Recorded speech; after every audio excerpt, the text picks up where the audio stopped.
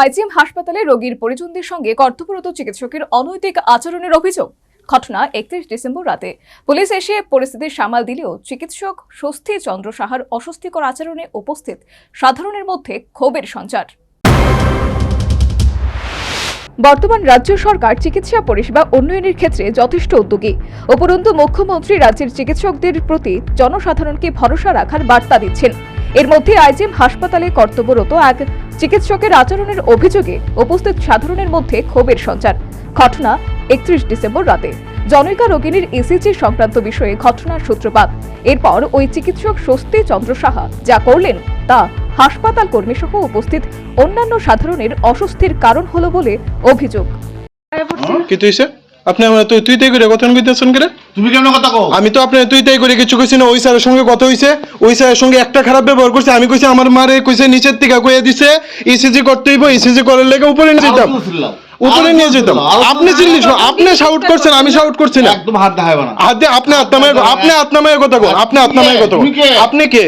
আপনি ডক্টর তো, আপনি ডক্টর তো, আপনি ডক্টর। আমার ডিগ্রি কি তাহলে আছে? আমার ডিগ্রি দেখে আপনার কাছে ডিগ্রি আছে দেখি তো আমার মারে নিয়েছি এখানে না। আপনি ডিগ্রি না থাকলে কি আপনি এখানে থাকেন? আপনার ডিগ্রি না থাকলে কি আপনি এখানে থাকেন? আপনার ডিগ্রি না থাকলে কি আপনি এখানে থাকেননি? আপনার ডিগ্রি না থাকলে কি আপনি এখানে থাকেননি? আর ইসিজি আপনি ইসিজি করতে পারেন না, তাহলে আপনি ইসিজি লুক আনেন। আমার কইয়া দিল কেন নিচের থেকে? আপনি আমার লগে খারাপ ব্যবহার করতেছেন কেন? আমি আপনার সঙ্গে খারাপ ব্যবহার করছি? কি লিগে ভিডিও বদ্ধ করতাম? কি লিগে ভিডিও বদ্ধ করতাম? আপনি কইছেন তো আপনি কে, আপনি কি দেখার লেগে, আপনি কি জানার লেগে? আপনার ডিগ্রি সম্বন্ধে আমার কোনো জানা নাই। আপনার ডিগ্রি নিয়ে আমি কথা কওয়ানোরও দরকার নাই, কোনো কিছু দরকার নাই। হ্যাঁ, প্রধানমন্ত্রীর কাছে রিপোর্ট করার দরকার নেই। প্রধানমন্ত্রীর কাছে রিপোর্ট করার দরকার নেই। আমি কই রিপোর্ট করতেছি, কি করতেছি আপনি দেখেন। আপনি ঠিক আছে, ঠিক আছে, ঠিক আছে, ওকে। এক্ষেত্রে চিকিৎসক স্বস্তি চন্দ্র সাহা মদমত্ত অবস্থায় ছিলেন বলে জানালেন ওই হেনস্থার শিকার রোগিনীর ছেলে।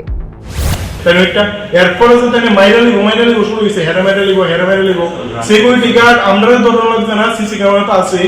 আমার বাড়ির লোক আছে, আমার বাড়ির লোক রাখতে দিচ্ছে না, সিকিউরিটি গার্ড টাইনারি নিয়ে ভিতরে ঢুকে যাবো লাগছে। আর পুরা ড্রাঙ্কিং অবস্থায় আছে, তাই এখনো আছে।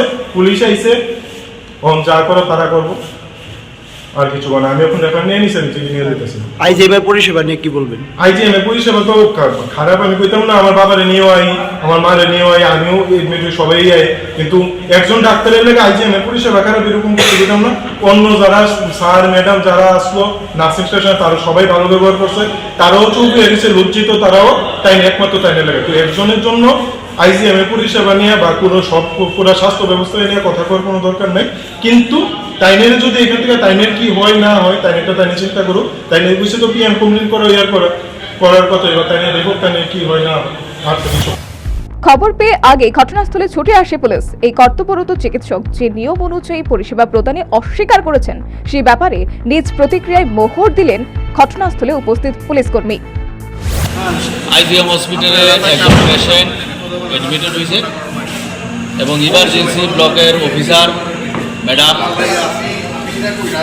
ওই পেশেন্টকে সাজেস্ট করছে উপরে 5 তলাতে ইসিজি করার জন্য। ইসিজি করার জন্য পেশেন্ট পার্টি ওকে নিয়ে গিয়েছিল। তখন 5 তলাতে যে ডক্টর ছিলেন উনি বলেছেন যে ইসিজি তো আমার ইচ্ছা অনুযায়ী হবে। ইমার্জেন্সি ব্লকের officer who is entitled, what I can do.